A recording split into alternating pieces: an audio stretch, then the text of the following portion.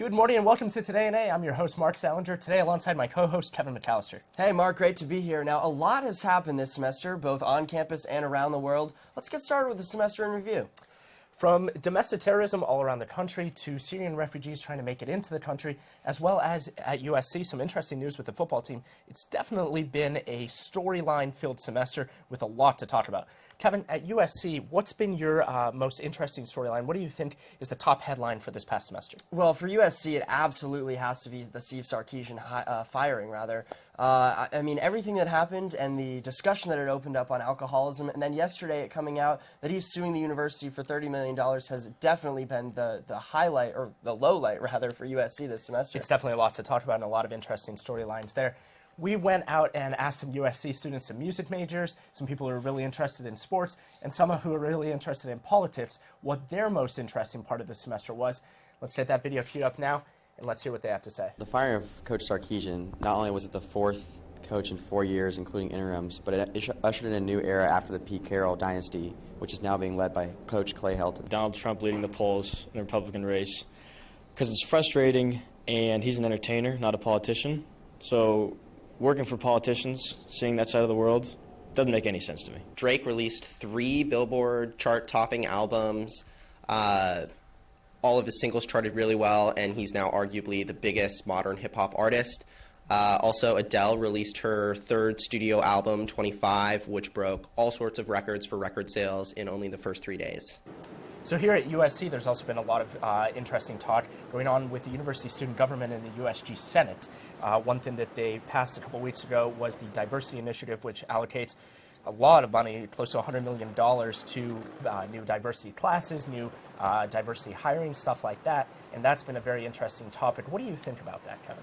Well, there's definitely been a lot of debate about whether, or rather where that money is going to come from, and it's been a really controversial topic, actually. But everything that was going on at the University of Missouri, our student body president, Rini Sampath, thought that that was the right move. And as well at the USG resolution with Syrian refugees that would have given Syrian students who had been displaced at home, they could have come to USC and study here. That would have joined, I believe, about 50 other schools around the nation. But the USG Senate actually declined to pass that resolution. That opens a whole new debate on whether Syrian refugees should be allowed into the country. That's definitely something that politicians all around the nation are debating across right now. Do you think that there is a real right answer, or should we allow Syrian refugees in? Should we not? Well, I think in the news of Donald Trump yesterday saying that we shouldn't allow any Muslims in, I mean, that's absolutely ludicrous. But the Syrian refugees as well, I mean, I think it's something, you know, they're in a war-torn part of the world. It's something that kind of maybe even needs to be done. But here at USC, I think there's a different debate. You know, we're a private university. What, you know, business do we have kind of going about and inserting ourselves into this situation?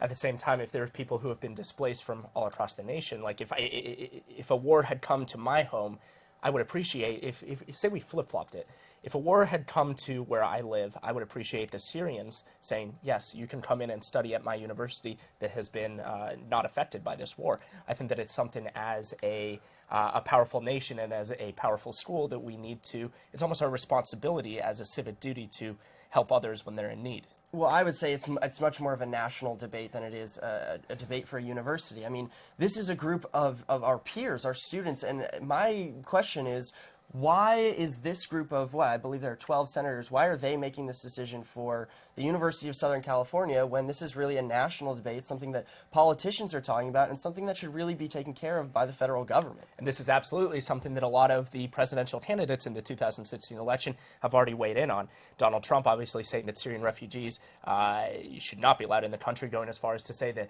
Muslims should not be allowed in the country, which is really a step farther, and a lot of the Republican Party has come out and said that this isn't something that the Republican Party stands for. Paul Ryan, the Speaker of the House, said this morning that the Republican Party does not go along those lines that say that Muslims should not be allowed in America.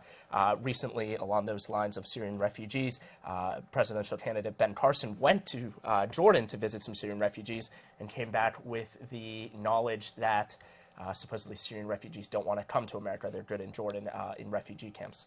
That's to be debated, I guess. I mean, yeah, I think the Republican Party is definitely at this point distancing themselves from Donald Trump. But how many times have we actually seen Donald Trump say something that we've thought, all right, this is the beginning of the downfall for Donald Trump? Whether it was John McCain and the POW comments or really anything that he's said in the past couple of months, he's still on top of the polls somehow. He started off definitely on a controversial note when he said that Mexican immigrants are drug dealers, rapists, you name it. That was at his campaign announcement that he was running for president. So Donald Trump, the Republican Party, the Democratic race as well, has been a strong topic throughout the semester. Definitely something that is a top storyline for the semester as we look back at semester in review. But we had a chance to actually be a little bit involved in the political scheme of the 2016 presidential elections. We got to go to the debate in Simi Valley. How was that a memorable experience for you? I mean, it was one of the most incredible experiences I think I've had, especially as a journalist. Going to the center of the media world, really. I mean, you looked around and it was every journalist that you admire was there, was covering that event, and it was something special. It was really special to be there. Now, one of the things that they've talked about at that debate, as well as throughout the campaign election, is foreign policy and terrorism, the rise of ISIS. This is definitely something that President Obama has been. That a lot of critics have said that President Obama hasn't taken the rise of ISIS seriously, and the terrorism, he hasn't really done enough to combat it. What do you think? Do you think that there's something specific? Do you think American soldiers should go on the ground in Syria and start fighting ISIS in Syria and Iraq? Or is this something that really the United States at this point, as a world leader, doesn't necessarily have to send their own troops and risk American lives to go in there yet? I think that's an interesting question, and it's one that's definitely deserving of debate. And I think we really need to look into everything that that goes into making the decision to put boots on the ground. But in my opinion, I mean, ISIS is a terrifying organization in the sense that in the wake of the Paris attacks, I even felt uncomfortable getting on a plane because it was probably the most uncomfortable I had felt since post 9/11.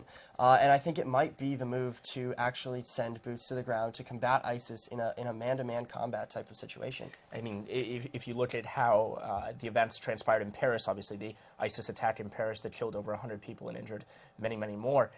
In the days following that attack, when somebody heard a loud bang or something like that, that a lot of Parisians thought that could have been a gunshot, there was mass chaos. Everybody running through the streets of Paris, trying to escape what they thought that could have been another terrorist attack. There's definitely a large level of fear, and I think that that's something that, looking back on this past semester, is definitely something that it's kind of a dominating storyline, is terrorism and domestic terrorism at home as well, because of just a couple weeks ago, last week in fact, the terrorist attacks in San Bernardino. That's just down the road from us, a couple 70 miles away.